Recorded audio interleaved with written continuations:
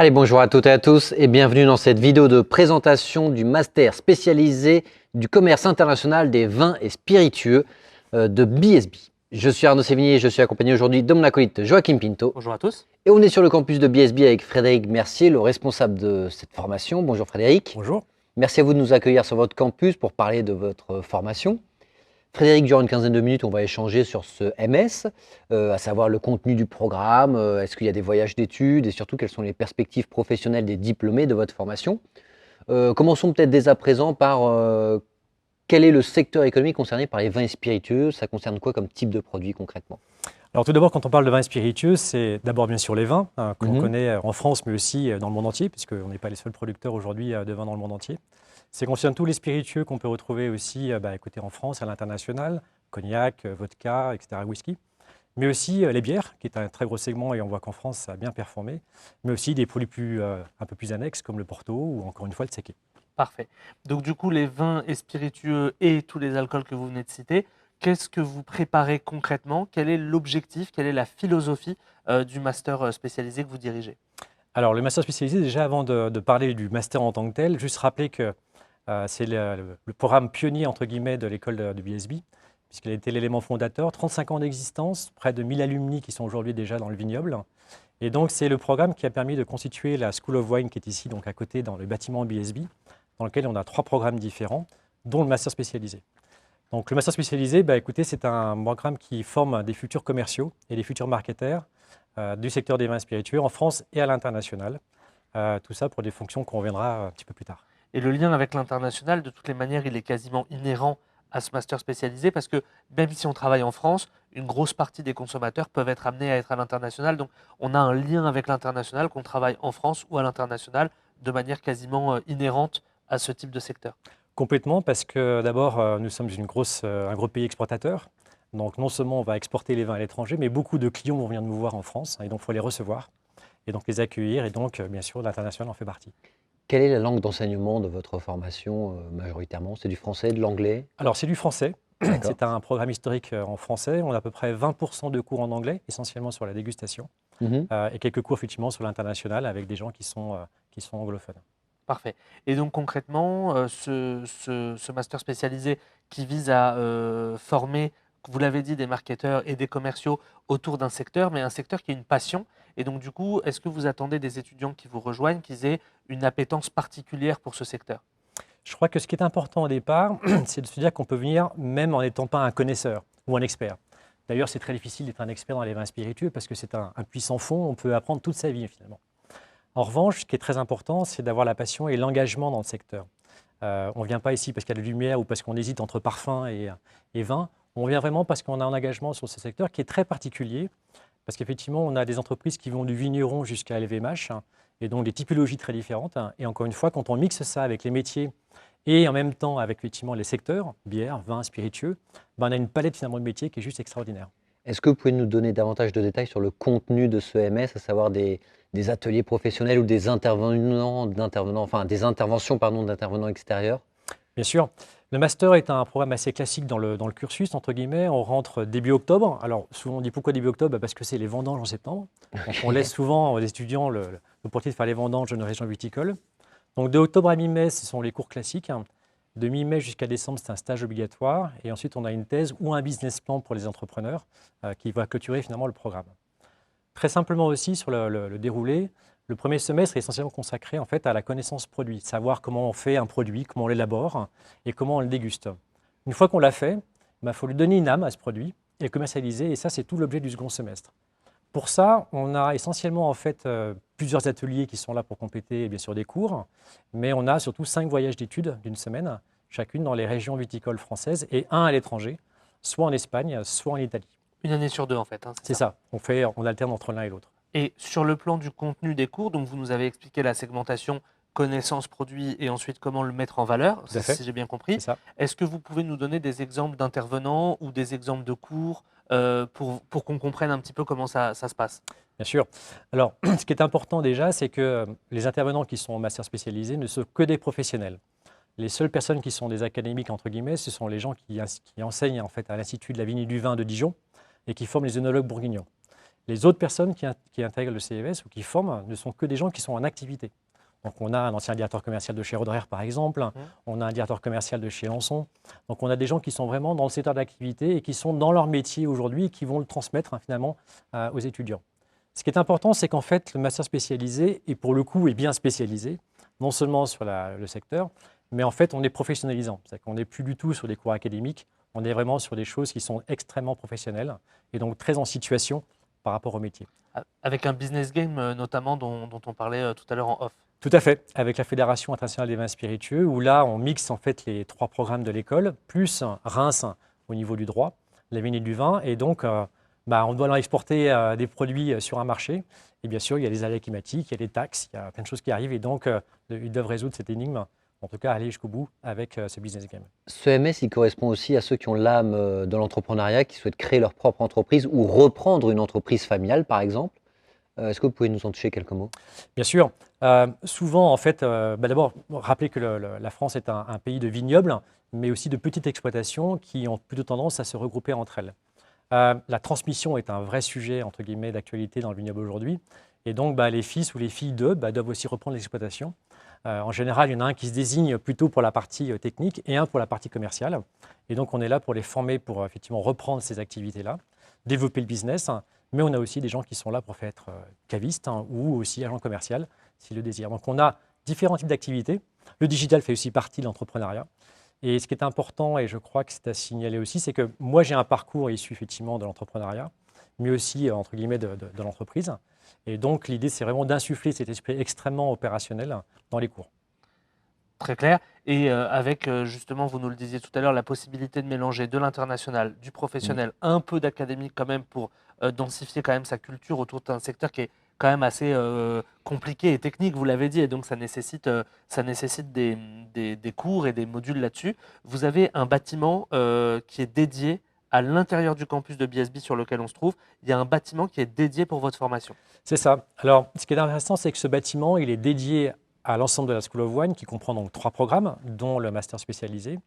Dans ce bâtiment, et vous l'avez vu, il y a une cave qui vous accueille, donc avec une vinothèque, quelques très beaux produits, très beaux flacons, mais aussi une cave à spiritueux, un laboratoire, une salle de dégustation. Et surtout, on est tous les 3 programmes ensemble, ce qui veut dire qu'on a une vraie mixité, parce que dans ce secteur, ce qui est très important aussi, c'est le réseau. Et donc là, ça permet aux gens de se connaître et de faire leurs premiers contacts, qui sont peut-être demain leurs clients ou leurs fournisseurs. Et donc, l'idée, c'est effectivement d'arranger cette mixité dans ce bâtiment-là. Parfait. On a compris comment se déroulait le programme avec la période de stage de fin d'études qui vient sanctionner tout ça. Les axes de différenciation qu'on retient de ce que vous nous avez dit, mais peut-être que vous voudrez les préciser. D'abord, il y a ces voyages d'études. Est-ce que vous pouvez nous en dire un peu plus? 4 semaines en France, 1 semaine à l'étranger. Tout à fait. Et le point peut-être aussi particulier de ces voyages, c'est que ce sont les étudiants qui doivent l'organiser. Pourquoi ils l'organisent? Parce que d'abord, ça les met en situation d'aller démarcher des gens. Donc, on est des commerciaux, donc on doit les démarcher comme les entreprises. Et puis, l'autre point qui est important, et je reviens sur l'histoire du réseau, c'est que le réseau, c'est fondamental et que grâce à ce voyage, ils doivent développer leur réseau aussi. Donc, on rencontre aussi bien des alumni dans les régions viticoles que des gens qui ne connaissent pas. Donc, l'idée, effectivement, est de faire face à différents types de situations dans ces voyages. Et donc, c'est à eux de l'organiser. Donc, ça, c'est un point important de différenciation. Ça se passe toujours très bien, mais c'est un élément qui est assez fort. Ils organisent aussi le voyage à l'étranger? Tout à fait, complètement. Et là, pareil, on s'appuie sur un réseau qui est existant et sur des visites qui ont déjà été faites. Et puis sur effectivement les interprofessions et tout le réseau qui est autour des vins spiritueux. Les autres points de différenciation aussi du master, c'est les W7. Donc les W7, c'est comme le TOEIC ou le TOEFL de l'anglais, mais pour le vin. Donc on les prépare à W7 2 spiritueux et W7 2 et 3 sur le vin. Donc ça, c'est un point aussi important. Vous pouvez nous en dire plus? En gros, c'est je montre à un futur recruteur que je connais grâce à un test standardisé. Un test standardisé qui est un test anglais, comme ça arrive souvent, et qui vous donne une sorte de niveau, voilà, avec 1, 2, 3, 4, et après vous avez les Master of Wine. Et donc on vous forme aux 2 en spiritueux et 2 et 3 en vin. Donc ce sont des niveaux qui sont aujourd'hui reconnus et indispensables sur l'international quand on veut chercher un job, et de plus en plus aussi en France. Très intéressant, très bien. Et on pourrait dire aussi, axe de différenciation, le côté très professionnalisant qu'on a déjà évoqué, mais sur lequel il faut revenir parce que le but, c'est de placer derrière des étudiants en emploi. On n'est pas sur une année que de découverte, on est sur vraiment la préparation de l'insertion professionnelle. Mais je crois que là, c'est même le maître mot en fait, du master, c'est que la première chose que je leur dis, c'est la fin. C'est que c'est la dernière année d'études et qu'après, c'est un job. Et l'idée, c'est de préparer le job de ses rêves grâce à la formation. Aujourd'hui, je ne vais pas dire 100%, mais 95% des étudiants qui sont dans le master trouvent un job dans la filière et dans une fonction marketing ou commerciale. Donc c'est la preuve, entre guillemets, que globalement, mes étudiants trouvent le job et le job qui correspond à leur filière. L'autre point qui le démontre aussi, c'est que globalement, 30% de mes intervenants professionnels sont des alumni. Donc, je fais la preuve aussi que globalement, tous les gens qui trouvent un job dans la filière peuvent aussi devenir demain enseigner et sont donc aussi professionnels. Donc ça, c'est un point fondamental, effectivement, qui est à éclairer. Et donc, vous nous faites la transition parfaite avec les perspectives parce que, du coup, le but du master, c'est de préparer, vous l'avez dit, des marketeurs et des commerciaux autour d'un secteur passion, vin, spiritueux, bière, alcool en général. Est-ce que vous pouvez nous donner des exemples un peu concrets de perspectives, que ce soit des postes ou des types d'entreprises? Bien sûr. Donc, sur les types de postes, on a à la fois des postes donc France ou à l'international. Donc, pour la partie marketing, c'est assez standard, c'est chef de produit ou chef de marque. Voilà. Et aussi pour la partie commerciale, chef de secteur ou responsable export. On a aussi bien des postes aussi dans le digital, ce qui peut aussi arriver, et aussi des postes de trade marketing qui peuvent aussi compléter toutes ces fonctions-là. Les entreprises, écoutez, comme je l'ai dit tout à l'heure, on va du vigneron jusqu'à Pernod Ricard ou LVMH. Donc on peut aller aussi bien dans le domaine ponceau qui est sur la côte, qui vend des bouteilles à 200 € de Bourgogne, jusqu'à effectivement vendre du Ricard ou vendre d'autres marques pour Pernod, effectivement dans le chef de secteur chez Pernod Ricard, en grande distribution, ou dans le CHR, donc café, hôtel, restaurant, pour lequel aussi on peut travailler. Donc on a des postes de ce type-là, on a aussi des postes type brand ambassadeur, donc qui sont des postes en fait de représentation de marque en France ou à l'international, pour former des commerciaux aussi de redistributeurs. Et ces postes-là sont aussi des postes qu'on peut retrouver dans les maisons de champagne, dans les maisons de whisky, de cognac et un petit peu dans les vins.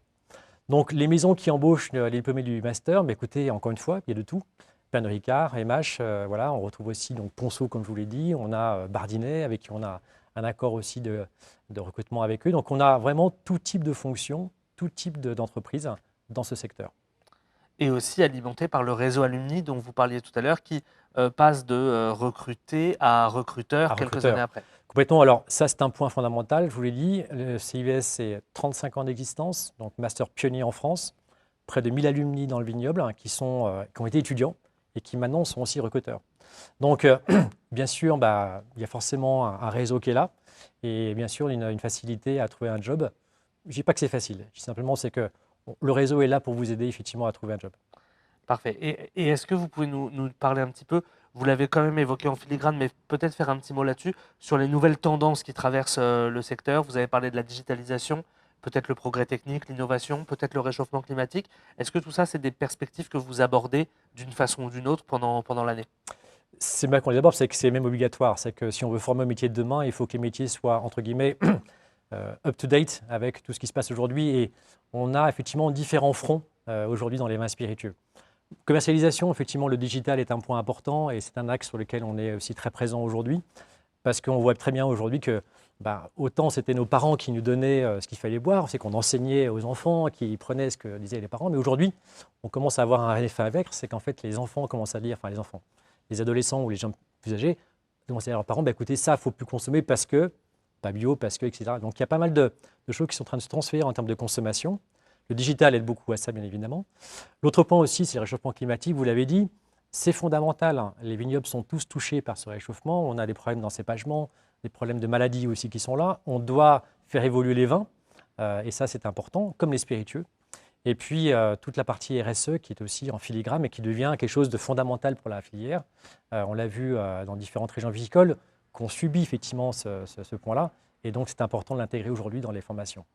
Et toute une partie aussi suivi géopolitique avec aussi l'évolution des guerres par exemple et des conflits, ou alors tout simplement des taxes et des barrières douanières qui peuvent faire changer une situation. Donc ça implique aussi d'avoir une formation un peu plus généraliste pour comprendre l'environnement global dans le contexte international dont on parlait tout à l'heure. Donc ça aussi, vous préparez vos étudiants à ça. Complètement. Le business game est un peu un exemple. Voilà, c'est un peu un aléa, mais en tout cas in situ, vraiment dans la réalité. Mais on a eu la taxe Trump il n'y a pas très longtemps. Tout ça, ce sont des choses qui sont extrêmement importantes et impactantes pour le business. Donc, il faut vraiment repenser la filière, la façon de faire du business quand on a ce genre de choses qui arrivent sur le marché. Alors Frédéric, on vous remercie pour toutes ces précisions concernant le secteur des vins et des spiritueux. On va vous laisser le mot de la fin. Donc c'est un mot d'encouragement à destination des candidates et des candidats qui nous écoutent et qui souhaitent s'investir dans ce secteur économique. C'est la caméra qui est juste là, les yeux dans les yeux. On vous Les laisse dans le les dernier. yeux. Alors tout d'abord, le master spécialisé commerce international des vins et spiritueux, c'est le premier master en France pionnier donc, dans son domaine. 35 ans d'existence, près de 1000 alumni dans le vignoble. Numéro 1 au classement de SMBG, donc meilleur master en France et l'Universal. Et je crois qu'avant tout, ce qui est important de bien rappeler, c'est que c'est de l'engagement, de la passion et surtout un métier à la clé qui va vous emmener jusqu'au bout de la vie. Merci beaucoup de nous avoir fait voyager au travers à la fois du master spécialisé et à la fois des vignobles français plus généralement et internationaux. On espère que ça vous a donné envie d'en savoir plus. On vous dit à bientôt pour d'autres vidéos. Salut à tous. Salut à tous.